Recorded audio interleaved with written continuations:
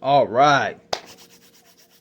What's the deal, y'all? It's your man King Eric, the media assassin, coming at y'all with another video. I'm about to throw this out for the live. I'm about to throw this out for Instagram, throw this for YouTube, whatever.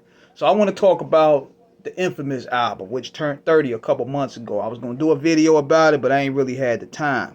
But this time around, I had time to do it. So the first thing, my introduction to Mobb Deep was I knew of them.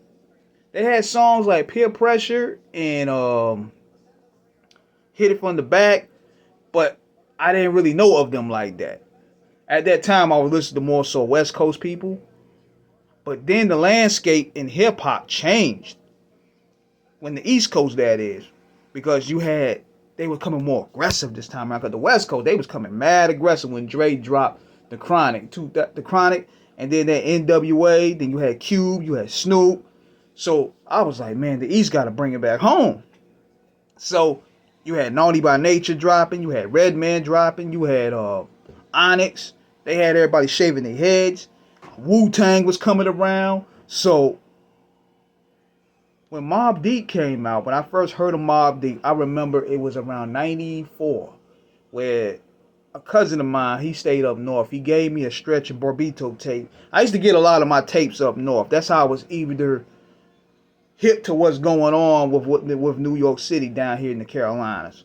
So I first heard Survival of the Fittest. I ain't gonna lie. I think it was Survival of the Fittest, and it was the Shook Ones Part 1. And I was thinking, whoa, these niggas got something serious coming. Who are these guys? And my boy was like, nah, those the dudes that came out with Peer Pressure. I would say, what? So then the production, man, when I heard that Shook Ones Part 1, that beat, it was mind-blowing. It had a haunting style production. And then the way those niggas was rapping, the lingo, the thun language, as they would say in QB, the language of the slang, it gave Prodigy and Havoc an identity, you know. So Illmatic also came out in 94, and that changed the lyrical landscape. Niggas was rapping different around there. You had Common and Prodigy had even admitted themselves that Illmatic changed the way they rap. They studied that album.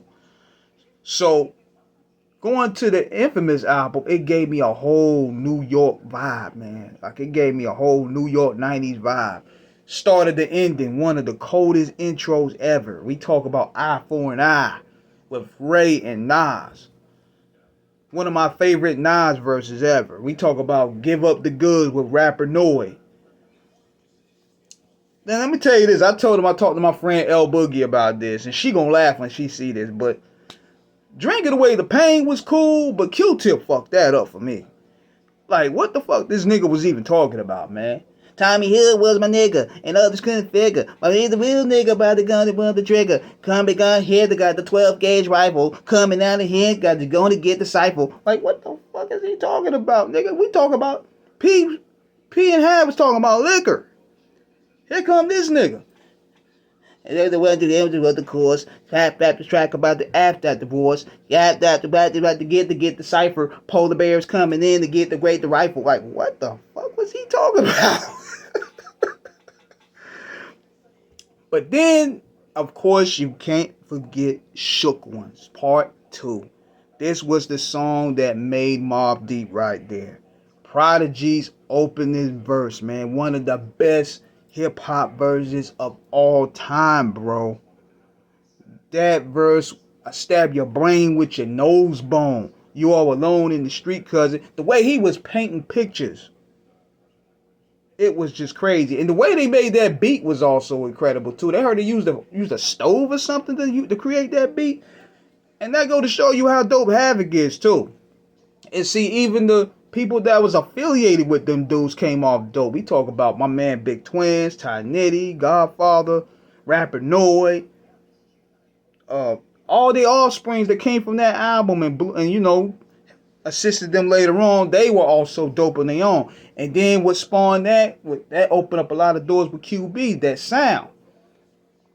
Then you had Capone and Noriega. Then you had Screwball. Then you had all these other acts coming around. The Infamous took it to the next level with that. Nas set the tone. Mobb Deep went the next level with it, man. So that Infamous album is special right there. So let me know what you guys think in the comments, man. I just want to chime in on that album. Let me know what you guys think. Holla at me. Peace.